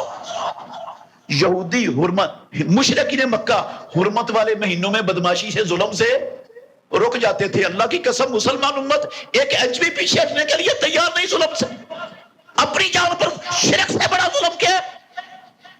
ساری نیکیاں پھونک رہے دن رات۔ اور اللہ نے کیا کہا قرآن میں؟ وَمَن يُشْرِكْ بِاللَّهِ فَقَدْ حَرَّمَ اللَّهُ عَلَيْهِ الْجَنَّةَ۔ جو اللہ کے ساتھ شرک کرے گا اللہ نے جنت اس پر، بغیر توبہ کے مر گیا تو جنت میں چلا جائے گا۔ اور یہ توبہ کر کے مرتے ہیں، یہ سودی کاروبار لین دین کرنے والے جو کروڑوں خاندان اور کروڑوں افراد ہیں۔ ان اللہ لا یغفر ان یشرک بہ ویغفر، سب کچھ رب معاف کر دے گا، لیکن اللہ نے شرک کو کبھی معاف، یہ سوال ہی پیدا نہیں ہوتا شرک کی معافی کا اگر بغیر توبہ کے مر گیا۔ میرے محترم بھائیوں، یہ تو ایک چھوٹی سی مثال ہے۔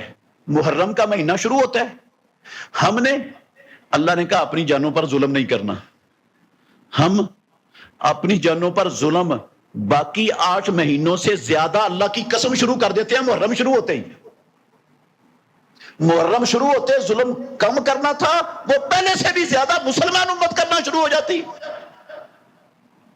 ایک چھوٹی سی مثال دیتا ہوں۔ محرم کا مہینہ آتا ہے تو مسلمانوں کے ہاں یہ کس کا مہینہ بن جاتا ہے؟ سوگ کا۔ کس کا مہینہ بن جاتا ہے؟ سوگ کا۔ اس کو سوگ کا مہینہ قرار دے کے اپنی شادیاں کیا کر دیتے ہیں ہم؟ معطل کر دیتے ہیں۔ کوئی شادی ہوتی کسی کے گھر میں؟ ہندوؤں کی بات نہیں کر رہا، سکھوں یہودیوں کی، میں کلمہ پڑھنے والوں کی بات کر رہا ہوں۔ وہ کہتے ہیں یہ سوگ کا مہینہ ہے، اس میں کوئی خوشی کی محفل، کوئی مجلس، کوئی خوشی کا کام، کوئی شادی نہیں کرنی۔ لوگ مخصوص رنگ کا لباس پہن لیتے ہیں سوگ کے نام پر، اپنے جوتے اتار دیتے ہیں، اور جن کی نئی شادیاں ہوئی ہوتی ہیں نا، ان کی دلہنوں کو کہاں بھیج دیتے ہیں؟ میکے بھیج دیتے ہیں۔ کہتے نہیں وہ ان دنوں میں ادھر حرام ہے، اس کا رہنا نہیں رہ سکتی. اور اللہ کی قسم اٹھا کے کہتا ہوں، لوگ خامدوں کو کہتے ہیں بیوی کے پاس نہیں جانا ان دنوں میں، یہ سو کے دن ہے، حرام ہے بیوی کے پاس جانا.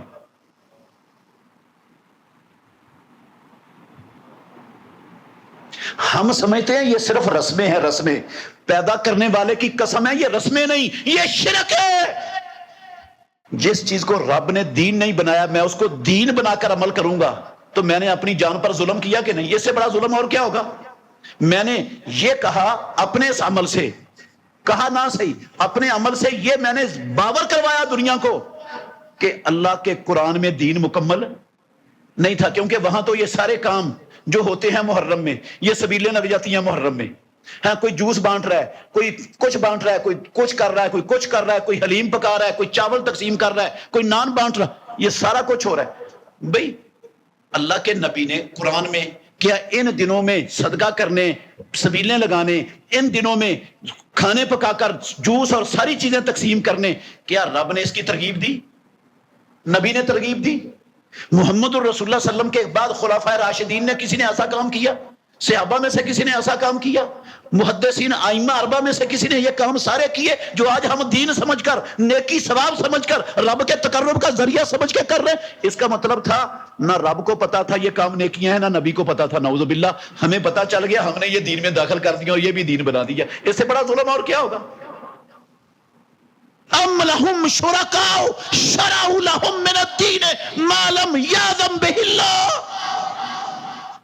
اللہ نے دین مکمل کر دیا، ہم نے اس کو مکمل ماننے کے لیے تیار نہیں.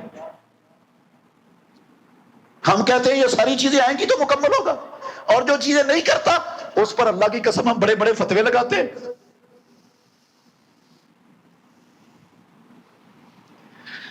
اللہ اکبر. میرے محترم بھائیوں، اس سے بھی بڑی خطرناک ظلم، اس سے بھی بڑا خطر رب نے منع کیا تھا ہمیں نہیں کرنا. مشرکین مکہ کو حیا تھی ان مہینوں کی، پیدا کرنے والے کی قسم آج کی مسلمان امت کو ذرا برابر حیا نہیں حرمت والے مہینوں میں بھی. میں آپ کو مثال دیتا ہوں، دیانتداری سے بتائیے گا، آپ کی بات نہیں کر رہا، میں پورے معاشرے کی بات کر رہا ہوں، پوری قوم کی بات کر رہا ہوں.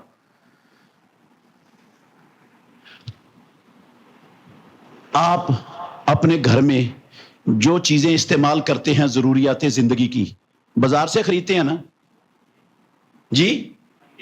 دیانتداری سے بتائیے گا، بازار مسلمانوں کے ہے نا، ملک مسلمانوں کا، بازار مسلمانوں کے. ہر شے بازار سے آپ کو آسانی سے خالص بغیر ملاوٹ کے مل جاتی. ہاں ہاں، خالص دودھ آسانی سے ملتا ہے، چائے کی پتی خالص مل جاتی، پیسی ہلدی مرچیں خالص مل جاتی ہیں بغیر ملاوٹ کے، چاول باسمتی کے، کائنات کے، سپر کے خالص بغیر ملاوٹ کے مل جاتے ہیں. کیا شے بغیر ملاوٹ کے ملتی؟ اچھا، یہ جو ملاوٹ کرنے والا طبقہ، ناراض نہیں ہونا، آپ کی بات نہیں کر رہا، میں مسلمان امت کا رونا رو رہا ہوں آپ کے سامنے.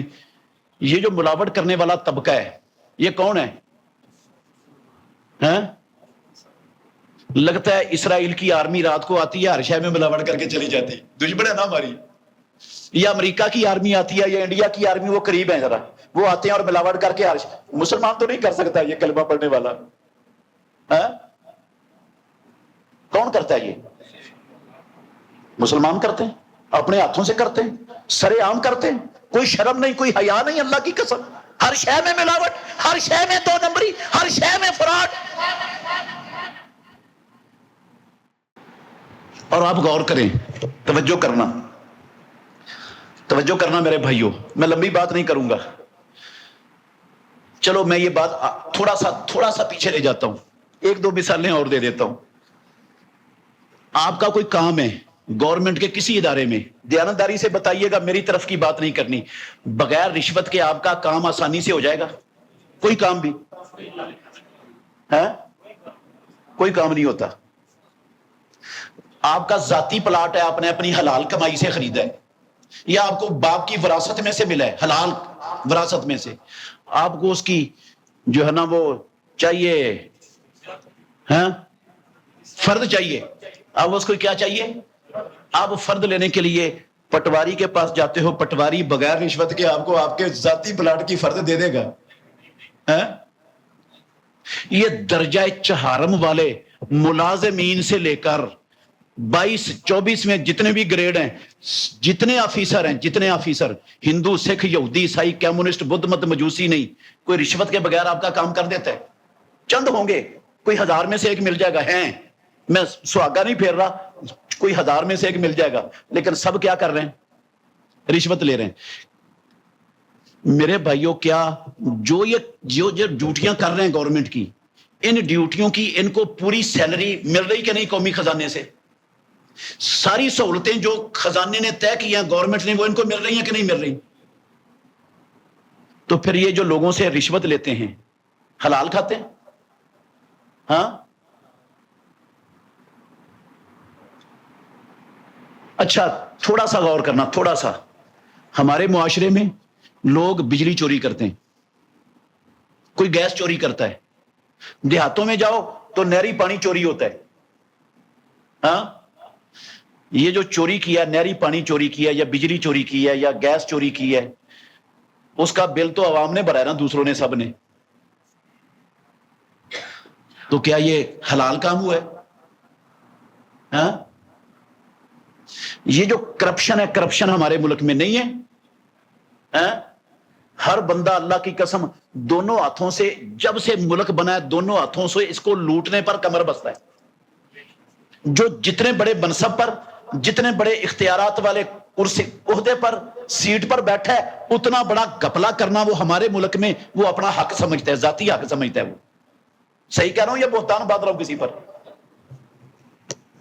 ये जितने इस तरह के तबके हैं, हराम खा रहे हैं, मैं पैदा करने वाले की कसम उठा के कहता हूं ये जुल्म है। वो सबसे पहले किस पर जुल्म कर रहे हैं? अपनी जान पर, अपनी जान पर। दूसरों पर जुल्म करने से पहले काबे के रब की कसम अपनी जान पर बहुत बड़ा जुल्म कर रहे हैं, सरेआम कर रहे हैं। और कितना बड़ा जुल्म है सुनिएगा, मैं तफसील में नहीं जाऊंगा, सुनिएगा मेरे भाइयों। कुफर है ना, कुफर, शिरक है, सबसे बड़ा गुनाह है कुफर, शिरक। मुझे कसम है अल्लाह की, पक्की सच्ची तौबा कर ले, रब कुफर भी माफ कर देता है, शिरक भी माफ कर देता है। कुफर भी माफ हो जाता है, शिरक भी पक्की सच्ची तौबा से माफ हो जाता है। लेकिन ये जो रिश्वत के जरिए माल खाया, जो करप्शन के जरिए खाया, जो मिलावट के जरिए खाया, जो चोरी करके खाया, जो बहनों का हक मार के दबा के खाया, नहीं दिया उनको उनका हिस्सा विरासत का, मुझे परवरदिगार की कसम है, खरब मर्तबा तौबा कर लो, खरब। बैतुल्लाह चले जाओ, बैतुल्लाह की चौखट को पकड़कर रो रो के खरब मर्तबा कहो, या अल्लाह मेरे बाप दादे, परदादे, सकड़ दादे की भी तौबा मुझे माफ कर दे। काबे के रब की कसम है, ये जो लोगों का हक खाया ये नहीं माफ होता तौबा से भी, ना किसी हज से, ना उम्रे से, ना नमाज से, ना रोजे से, ना तौबा से नहीं माफ होता। इसकी माफी की एक ही शक्ल है, जिसका हक खाया है उसको क्या करो, वापस कर दो, या उससे माफी मांग लो और वो दिल की खुशी से क्या कर दे, माफ कर दे कि चलो मैंने आपको माफ कर दिया। इसके बगैर कोई माफी का रास्ता काबे के रब की कसम है नहीं है कायनात में। और क्यामत वाले दिन रब की अदालत में जाएंगे ना, जाना है कि नहीं? हाँ, पेश होना है सबने, तवज्जो करना, थोड़ी सी तवज्जो करना, सब ने, हमने रब के सामने पेश होना है मैदान माशर में, और वहां इंसाफ होना है। क्या होना है वहां पर? रब की अदालत इंसाफ वाली अदालत है। अगर किसी बेसींग बकरी को सींगों वाली बकरी ने दुनिया में अपने आप को तकड़ा ताकतवर समझकर, उसे माड़ा समझकर टक्कर मारी थी ना, पैदा करने वाले की कसम है, इमामुल अंबिया की जुबान से निकले हुए सुच्चे लफ्ज हैं, अल्लाह उस बेसींग बकरी को सींग देके इसको टक्कर मरवाएगा, बदला दिलवाएगा उसको। चाहे वो बकरी आपके इस इलाके की है, चाहे वो दुनिया के किसी कोने की है, वो बकरियां भी रब को याद हैं, वो भी जुल्म करने वाली बकरी अपना हिसाब लेगी। जो रब जानवरों में इंसाफ करवाएगा, जिनके लिए अल्लाह ने कुरान और हदीस नाज़िल, जिनके लिए रब ने नबी और रसूल, जिनके लिए रब ने जन्नत और जहन्नुम नहीं बनाई, जिनके लिए कोई सवाब और सजा का कानून रब ने बनाया, उनमें करवाया इंसाफ। मुझ में और आप में रब बगैर इंसाफ के कहो जाओ जन्नत में, मुमकिन है ये? हाँ, कैसे हो सकता है ये?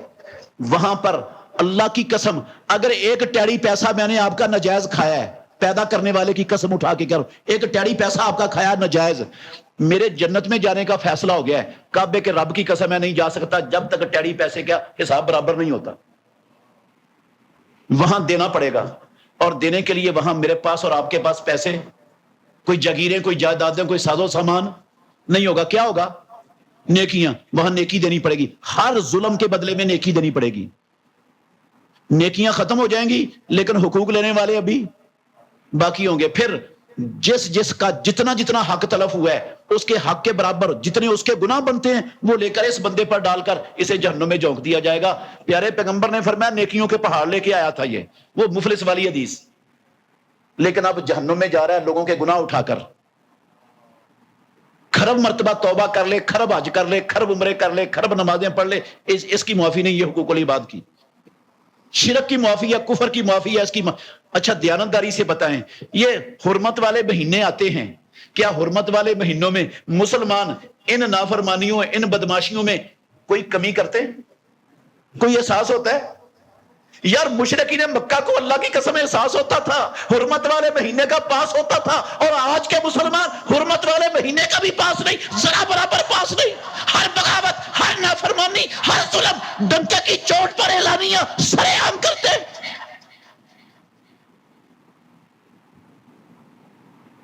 کدھر ہے رب کا قرآن کا مطلب؟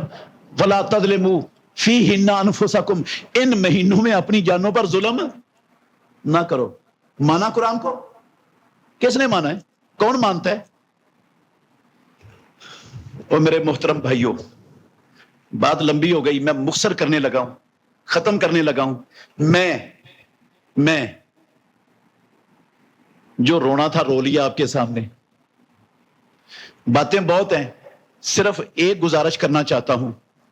یہ جو میرے سامنے بھائی بیٹھے ہیں، دیانتداری سے بتائیے گا، ہمارا یہ سودی لین دین کے ساتھ کوئی تعلق تھوڑا بہت ہے کہ نہیں ہے؟ تو یہ مرتے دم تک ایسے ہی چلتے رہنا چاہیے؟ ہاں، اگر کسی کا بچہ، کسی کا بھائی، کسی کا پیارا، کسی کا شوہر، کسی کی بیٹی ان اداروں میں ملازمت کرتی ہے، چاہے بینک ہے، چاہے انشورنس کمپنی ہے، فوری طور پر اس کو ختم کروائیں، توبہ کروائیں اس سے، لعنت بھیجیں اس نوکری پر، اس ملازمت پر، اور اس آمدن کے ذرائع پر کروڑ لعنت۔ اللہ کی قسم یہ رب اور رسول کے خلاف جنگ کے محاذ ہیں، مسلمان کو نہیں زیب دیتا، یہ رب اور رسول کے خلاف 24 گھنٹے جنگ کے محاذ پر کھڑا ہو کر لڑے۔ ہمارے ہاں میں نے مسلمانوں کو دیکھا ہے، بچے نے جو ہے نا وہ ڈگری حاصل کر لی، ہاں، ملازمت مل گئی بینک میں، سارے خاندان والے آ کر کیا دے رہے ہیں؟ مبارکباد دے رہے، مبارک ہو آپ کے بچے کو بینک میں جاب مل گئی، اور ہم کہتے ہیں خیر مبارک، اور مٹھائی بھی تقسیم کرتے ہیں محلے میں، بچے کو بینک میں جو حرام سمجھ کے یہ نوکری ہے یا حلال سمجھا ہوا ہے؟ رب نے حرام کیا، ہم نے حلال سمجھا۔ شرک اور کیا ہوتا ہے؟ شرک کس بلا کا نام ہے؟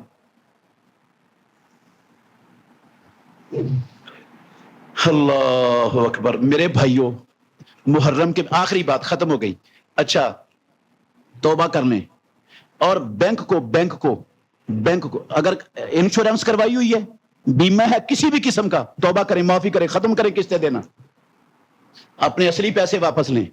ایک پیسہ بھی اس سے جتنا آپ نے جمع کروایا زیادہ پیسہ لینا حلال نہیں ہے، مت لیں، اپنے اصلی پیسے واپس لینے اور ختم کر دیں۔ آج کے بعد کوئی آسمان نہیں ٹوٹے گا، کوئی زمین نہیں پھٹے گی، کوئی قیامت نہیں آئے گی، کوئی آپ بھوکے نہیں مرو گے۔ پیدا کرنے والے کی قسم ہے، جو رب نے آپ کے اور آپ کی اولاد کے مقدر میں روزی لکھی ہے، اس کا ایک لقمہ بھی آپ چھوڑ کر دنیا سے نہیں جا سکتے۔ چھوڑیں اس لعنت کے کاموں کو، بچ جائیں سے۔ اپنے مکان، اپنی دکانیں، اپنی زمینیں ان اداروں کو کرائے پر دینا بھی حرام ہے،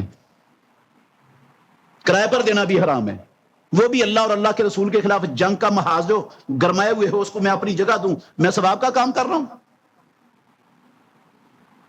بینک کو صرف ٹرانزیکشن کی حد تک استعمال کرنا ہے، بس، اس سے زیادہ سارے تعلقات توڑ دیں۔ کس حد تک؟ ٹرانزیکشن کی حد تک۔ یہ حقیقی مجبوری ہے، اس کے علاوہ کوئی حقیقی مجبوری نہیں، سب دجل ہے، فراڈ ہے. صرف ٹرانزیکشن کی حد تک. آپ سرکاری ملازم ہیں، آپ کی سیلری، آپ کی پینشن بینک میں آتی ہے، تو آپ بینک اکاؤنٹ کھلوائیں اکاؤنٹ اپنا.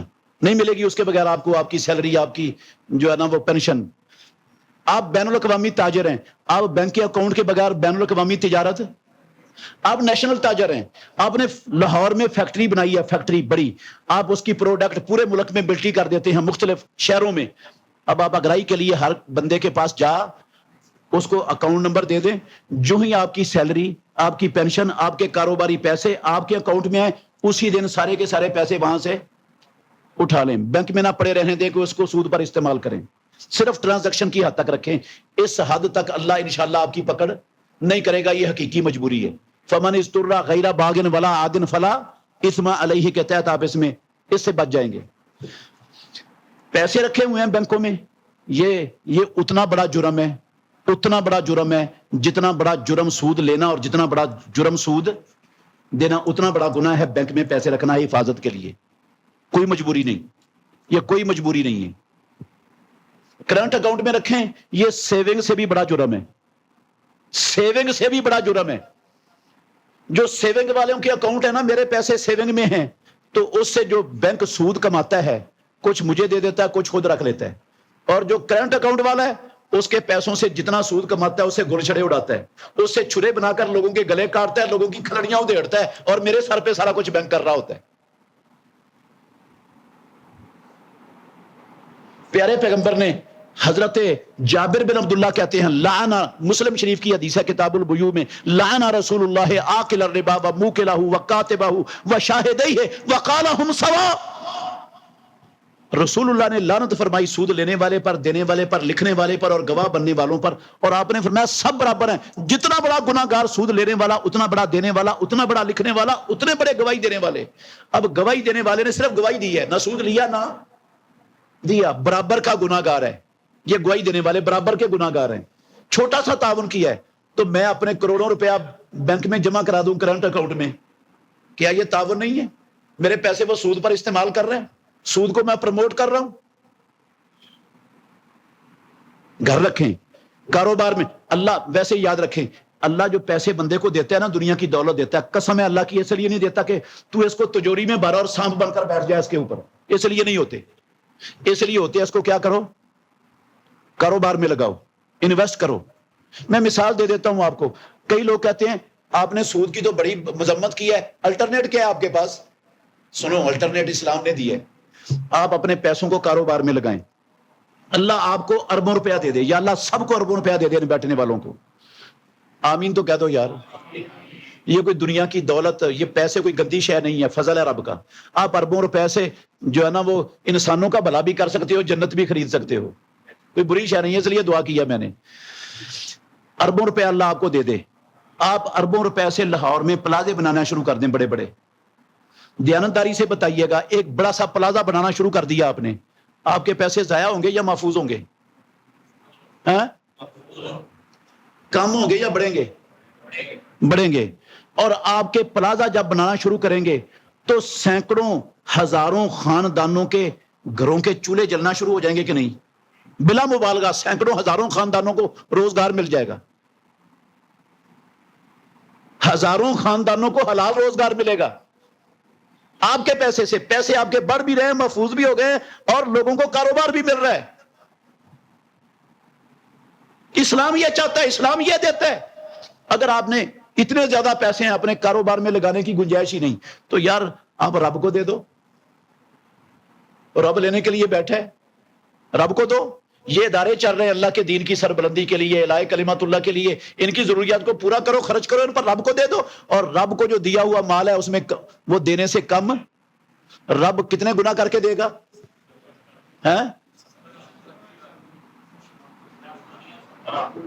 70 نہیں، 700 بھی نہیں. اتنے گنے، کعبے کے رب کی قسم ہے، اتنے گنے کر کے دے گا جن گنوں کا دنیا کا کوئی کیلکولیٹر، کوئی کمپیوٹر حساب ہی نہیں کر سکتا. من یقرض اللہ قرضا حسنا فیضاعفہ لہ اضعافا کثیرہ، کثیرہ کا مطلب کیا ہے؟ پوچھو امام الانبیاء سے، پیارے پیغمبر نے فرمایا بندہ حلال کمائی میں سے ایک مٹھی خرچ کرتا ہے، رب سیدھے ہاتھ سے دیتا ہے اور اس کی پرورش کرتا ہے۔ جس طرح تمہارا ایک اپنے گھوڑے کی بچے کی پرورش کرتا ہے، رب اس ایک مٹھی کی اس طرح پرورش کرتا ہے، حتیٰ کہ وہ اللہ کے ہاں احد پہاڑ جتنی بڑی ہو جاتی ہے۔ ایک مٹھی اور احد پہاڑ، کوئی کمپیوٹر، کوئی کیلکولیٹر اس کی نسبت نکال لے گا؟ ہاں؟ کتنا بڑا ہے احد پہاڑ پتہ ہے آپ کو؟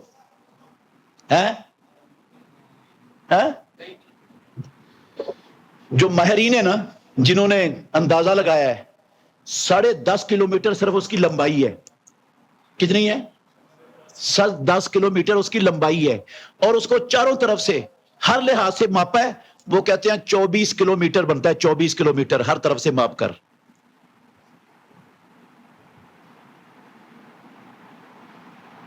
ایک مٹھی اور 24 کلومیٹر کا پہاڑ، کون سا کمپیوٹر ہے جو ان کی نسبت نکال دے؟ یہ اتنا دیتا ہے رب۔ اور رب کا وعدہ سچا ہے کہ نہیں سچا؟ ادھر وہ ڈبل شاہ آیا تھا، وہ ڈبل دیتا تھا، کوئی اتنا دیتا، کوئی 10%، ہم بھاگ بھاگ کے جاتے ہیں، ہاں؟ اور رب کہتا ہے میں اتنا دوں گا، اور رب کی بات پر یقین ہی نہیں۔ یار مسلمانوں کو یقین نہیں، کسی اور نے کیا کرنا ہے؟ تو رب کو دو، رب کے بڑے بندے محتاج موجود ہیں، ان کو دو، انشاءاللہ یہ آپ کا مال آپ کے لیے یہ کام آئے گا۔ یہ اصل آپ کا مال ہے۔ آپ کا اصل مال کون سا؟ جو رب کو دے دیے، جو رب کی رضا کے لیے اس کے جہاں جہاں اس نے خرچ کرنے کا کہا وہاں خرچ کر دیا، وہ بندے کا مال ہے۔ جو پیچھے چھوڑ گیا وہ پیچھے والوں کا ہے، وہ اس کا اپنا تو ہے ہی نہیں۔ اس لیے میرے بھائیوں، الٹرنیٹ یہ ہے، آپ پیسے کاروبار میں لگائیں، اللہ کی راہ میں دیں، پھر بھی زیادہ ہیں اپنے گھر میں رکھیں۔ کہاں رکھیں؟ مسجد میں آ کر اعلان نہ کریں کہ میرے گھر میں اتنے پیسے پڑے ہیں، سیکورٹی کریں، ان کی سیکورٹی کریں۔ اور اگر آپ نے سیکورٹی کی ہے، گھر میں اسلحہ رکھیں، لائسنسی بنا کر، اسلحہ چلانا بھی آپ کو آتا ہو، انشاءاللہ کوئی ڈاکو آپ کے گھر میں آنے کی جرت نہیں کرے گا۔ اگر کوئی پھر بھی آ گیا، اس سے لڑیں، اس سے کیا کریں؟ لڑیں۔ امام الانبیاء نے فرمایا جو اپنا مال کا دفاع کرتے ہوئے لڑتا ہوا مارا گیا وہ شہید ہے۔ نہ دورہ صفا کرنا پڑا، نہ خاصا کرنا پڑا، نہ اما کرنا پڑا، نہ لشکر کرنا پڑا، نہ برف پو چوٹیاں، نہ باریں، نہ چوکیاں، گھر میں بیٹھے بٹھائے شہادت کی موت مل گئی۔ یار اور کیا چاہیے؟ یہ کوئی گھاٹے کا سودا ہے؟ ہاں؟ ہم نے مجبوری بنا لی ہے۔ ہر گھر میں عزت ہے، ہر گھر میں عزت۔ ہمارے معاشرے میں عزت کے ڈاکو ہیں کہ نہیں جی؟ ہاں؟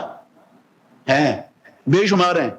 کبھی کسی معمولی سے بندے نے بھی نہیں سوچا بھی نہیں، کرنا تو دور کی بات ہے، اللہ کی قسم کبھی کسی نے سوچا بھی نہیں کہ اللہ نے مجھے 4-5 بیٹیاں دی ہیں، میرے پاس بیٹا کوئی نہیں ہے، اور میں دور جاتا ہوں کام کرنے کے لیے، بیٹیاں گھر میں اکیلی ہوتی ہیں، مشٹنڈے بڑے ہیں، میں اپنی بیٹیوں کو بینک میں جمع کروا دوں، ان کی عزت کی کبھی کسی نے سوچا ہے؟ ہر بندہ اپنی عزت کی گھر میں حفاظت کرتا ہے کہ نہیں کرتا؟